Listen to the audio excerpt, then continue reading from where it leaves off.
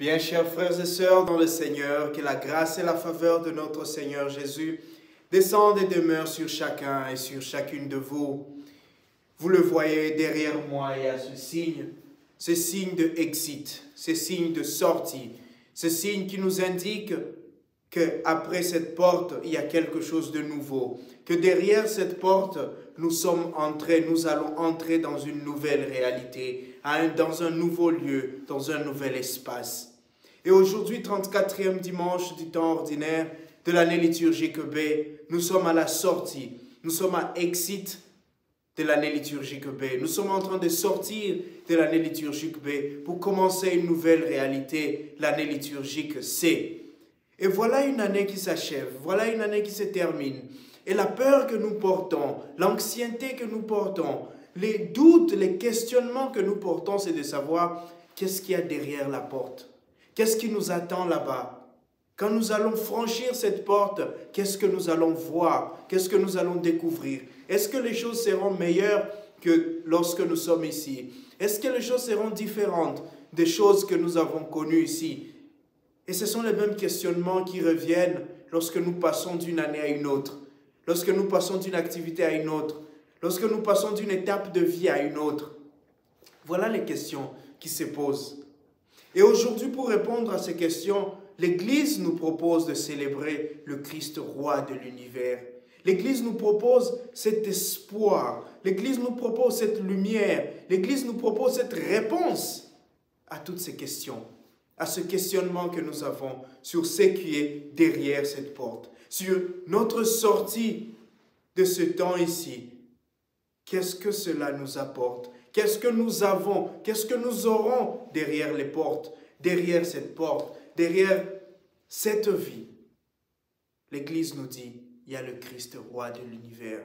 Jésus qui est hier, qui est maintenant et qui est demain. Hier il était, aujourd'hui il est, demain il sera. Dans cet endroit il est, à la sortie, ce sera toujours lui. Cela vient comme une espérance. Célébrer le Christ roi de l'univers, c'est célébrer notre espérance. C'est célébrer notre foi. C'est savoir que derrière la porte, ce n'est pas les ténèbres. Derrière cette porte, ce n'est pas le noir, ce n'est pas la nuit. Derrière cette porte, c'est la lumière du Christ roi. Derrière cette porte, c'est la grâce et la splendeur de Jésus ressuscité qui vit et qui règne avec nous. Les lectures que l'Église nous propose aujourd'hui nous renvoient à une réalité essentielle, nous dit qui est-ce que nous sommes, quel genre de chrétiens nous sommes, à quel genre de royaume nous appartenons. La discussion entre Jésus et Pilate est une discussion qui vraiment pose des questions. C'est une discussion intéressante pour deux raisons. La première raison, c'est que Jésus, si nous regardons, Jésus ne répond à aucune question. Et la discussion, on est comme dans un dialogue de sourds. Pilate pose des questions ici, Jésus donne des réponses là-bas. Et Pilate est comme dépassé. Pilate se demande, mais qu'est-ce qui se passe? Pourquoi tu ne réponds pas à mes questions? Et dans la tête de Pilate, il y a deux choses. En fait, la première question de Pilate renvoie à deux choses que Pilate est en train de se dire. Pilate est en train de se dire, soit cet homme, c'est un roi, mais c'est un roi qui n'a ni autorité ni pouvoir. Et c'est pourquoi son peuple a décidé de le prendre et de le traduire devant des autorités étrangères. C'est comme si quelqu'un prenait un président de la République et que son peuple le prenait et allait le traduire dans une cour d'un autre pays, d'un autre pouvoir, d'une autre autorité. C'est ça l'autorité et le pouvoir de ce roi. Et donc, s'il est roi, alors c'est un roi étiquette. S'il est roi, c'est que c'est un roi sans pouvoir ni autorité. Et du coup, son peuple peut le prendre et le jeter en pâture devant une autre autorité. C'est-à-dire l'humilier, lui montrer que tu n'es rien et tu n'as rien. La deuxième chose, c'est que Pilate, peut-être, il est en train de se dire que cet homme, peut-être, il n'est pas roi. Et donc, c'est un imposteur. C'est quelqu'un qui crée le trouble. C'est un agitateur social. Et alors, son peuple, ces gens ont décidé que pour la paix sociale, il faut le mettre dehors. pour la paix sociale, il faut le traduire devant l'autorité compétente. Et nous savons que pendant cette période, l'autorité compétente, c'était l'autorité romaine. Et voilà Jésus devant Pilate. Et Pilate qui est en train de se poser ces questions, il demande à Jésus, « Es-tu le roi des Juifs ?» Et là, nous comprenons le sens de la question de Pilate. « Es-tu le roi des Juifs ?» Parce que si tu es le roi, tu ne peux pas te retrouver ici. Si tu es le roi, alors tu es sans autorité et pouvoir. Es-tu le roi des Juifs? Parce que si tu n'es pas le roi, c'est que tu es un imposteur, un agitateur social, et je devais traiter ton cas. Écoutez la réponse de Jésus. Voilà la deuxième partie de cette homélie. Jésus ne répond pas aux questions qu'on lui pose. En fait, Pilate pose à Jésus 3 questions. La première, c'est « Es-tu le roi des Juifs ?» Jésus répond. Il donne une réponse qui n'est pas, au fait, une réponse à la question qu'on lui pose. Jésus dit à Pilate, « Dis-tu cela de toi-même ou d'autres te l'ont-ils dit de moi ?» Il répond à quelle question? On lui a demandé, « Es-tu le roi des Juifs ?» Dis oui, dis non, dis je ne sais pas. Mais dis-tu cela de toi-même ou d'autres te l'ont-ils dit de moi? Deuxième question. Pilate lui dit, ben moi je ne suis pas juif, je ne sais pas.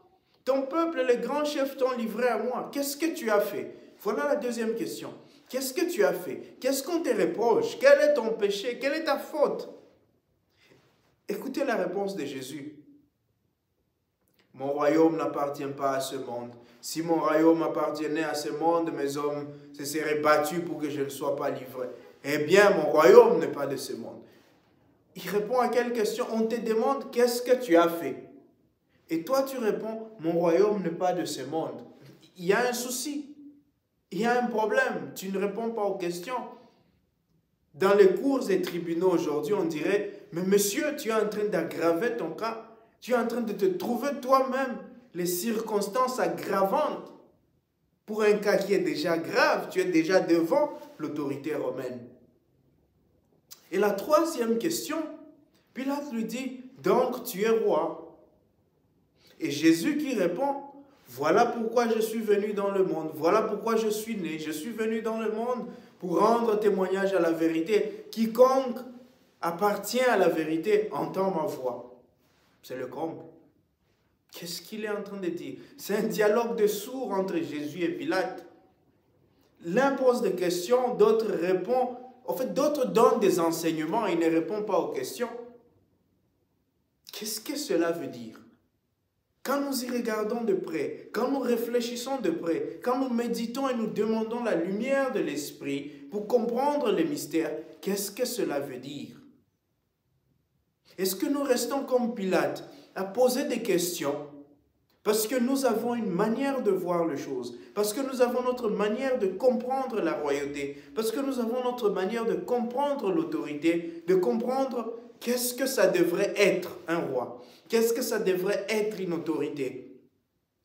Ou bien est-ce que nous, chrétiens, qui avons lu l'histoire de Jésus, qui avons médité, qui avons été baptisés, qui avons reçu l'Esprit Saint, nous pouvons voir différemment. Nous pouvons regarder ces réponses de Jésus et tirer l'enseignement et comprendre où est-ce que Jésus voulait amener Pilate. À quoi est-ce que Jésus voulait amener Pilate? Parce que Jésus, au fait, il est en train de donner un enseignement à Pilate. Il est en train de prêcher à Pilate. Jésus est en train de montrer à Pilate quel genre de royaume est sien. Quel est son royaume? C'est quoi ce royaume dont il parle? C'est quoi ce royaume pour lequel il est traduit en justice? Quel type de roi il est? Et dans la première réponse de Jésus, Jésus est en train de dire à Pilate que mon royaume n'est pas un royaume des on-dit.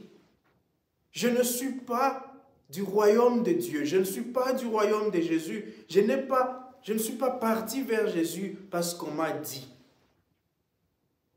Comme les gens de Samarie diraient à cette femme, nous ne croyons pas seulement parce que tu nous as dit, mais parce que nous avons vu. Jésus est mon roi, non pas parce qu'on m'a dit, parce qu'on m'a parlé de lui, mais parce que j'ai fait l'expérience de Jésus. J'ai été en contact avec Jésus. J'ai eu Jésus en moi. Voilà pourquoi j'appartiens à ce royaume. Voilà pourquoi je suis membre de ce royaume. Jésus est mon roi parce que j'ai fait l'expérience de Jésus. J'ai rencontré Jésus. J'ai connu Jésus et je sens que Jésus est mon roi. On ne me l'a pas dit. Et même si on me l'avait dit, j'ai fait moi-même mon expérience. Voilà le sens de la première réponse. Jésus est en train de dire à Pilate, fais ton expérience. Expérimente ma royauté. Parle avec moi. Écoute-moi. Entre en dialogue. Et voilà Pilate qui, en ce temps, il n'a pas compris.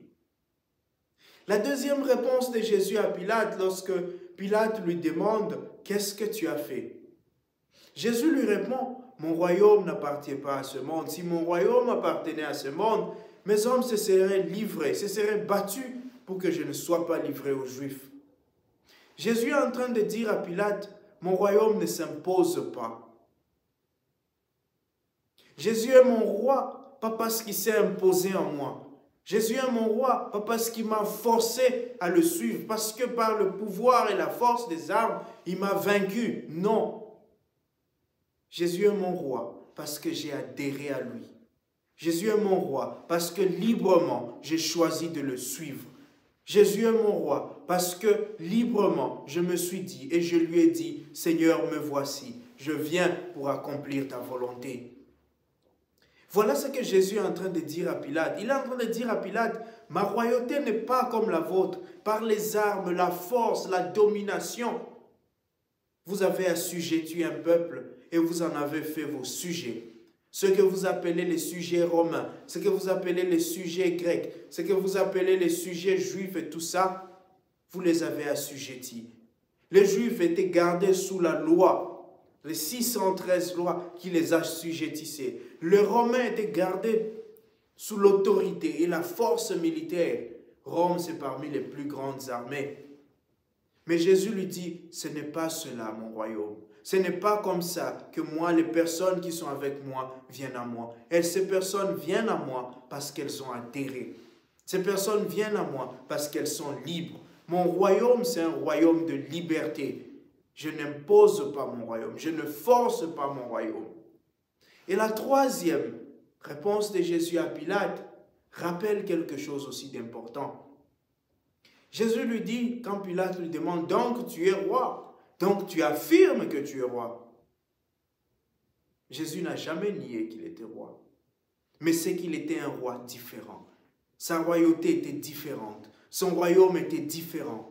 Et cette troisième différence, c'est que Jésus dit, voilà pourquoi je suis né, voilà pourquoi je suis venu dans le monde, c'est pour rendre témoignage à la vérité. Le royaume de Jésus n'est pas un royaume idéologique. Jésus n'endoctrine pas. Jésus ne séduit pas avec une idéologie pour que les gens viennent à lui. Les gens viennent à Jésus parce qu'ils croient, parce qu'ils ont la foi, parce qu'ils ont entendu cette parole de vérité. Ils ont entendu cette parole de grâce.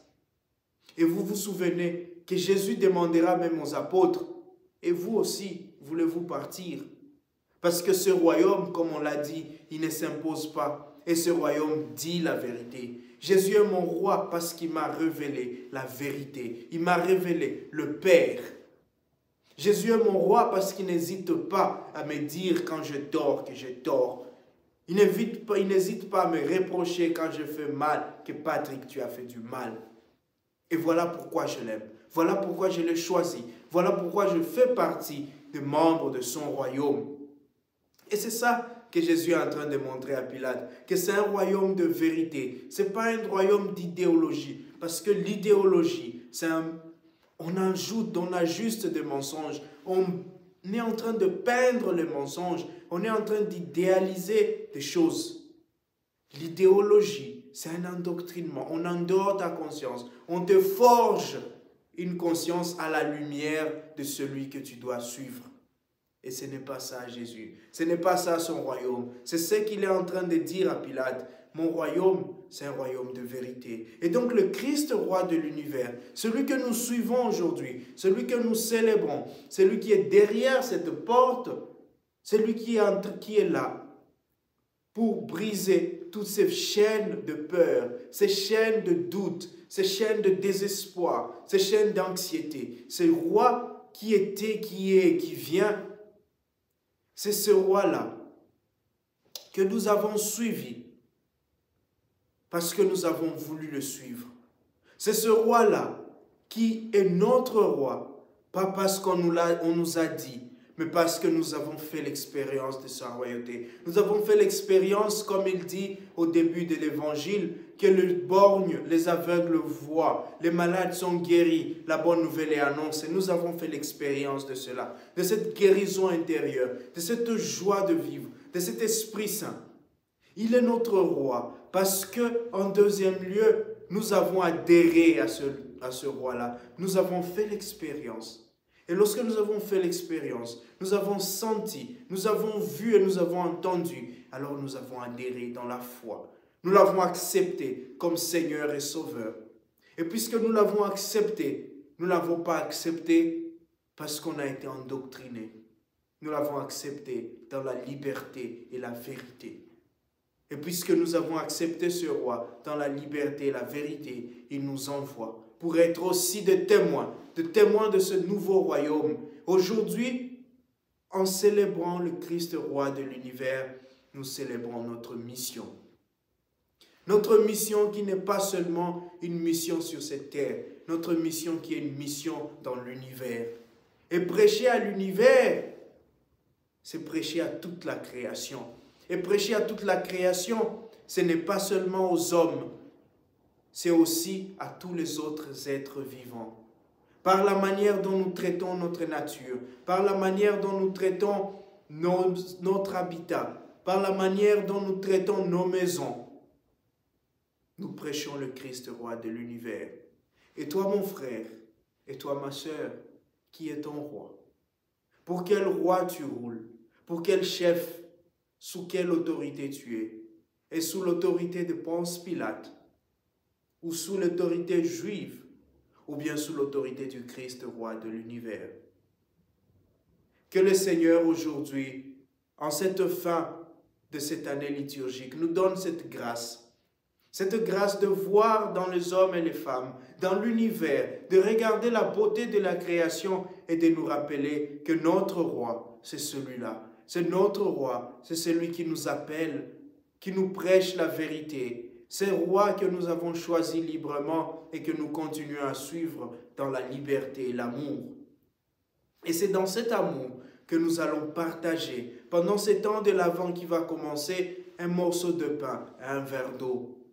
Nous continuons encore à réitérer cet appel à chacun, à chacune de nous, de donner de la joie à ceux qui souffrent, de rappeler au monde que le Christ, que notre Dieu, c'est le roi de l'univers, celui qui donne du pain et de l'eau à ses enfants, celui qui ne laisse aucun de ses enfants souffrir pendant que les autres sont en joie. Et c'est cela notre devoir de chrétien. Je vous ai donné, ou je nous ai donné mon numéro. Veuillez nous contacter lorsque vous avez quelque chose que vous voulez donner pour la joie des enfants de Dieu. Lorsque vous avez quelque chose que vous voulez offrir pour que cette fin d'année soit une fin d'année vraiment heureuse pour ceux et celles qui souffrent, pour ceux et celles qui sont dans les hôpitaux, dans les orphelinats, qui sont dehors, qui souffrent de faim, de froid et de soif. Que le Seigneur continue de vous bénir, qu'il continue de bénir tous ceux qui nous ont déjà appelés, tous ceux qui ont déjà fait un signe, que le Seigneur vous le rende au centuple. Et ceux qui encore hésitent, n'oubliez pas, notre Christ, il est là. Le Seigneur a besoin d'un peu d'eau et d'un morceau de pain. Que le Seigneur vous donne cette grâce d'un cœur ouvert au partage, à l'amour et à la compassion, aujourd'hui et tous les jours. Amen.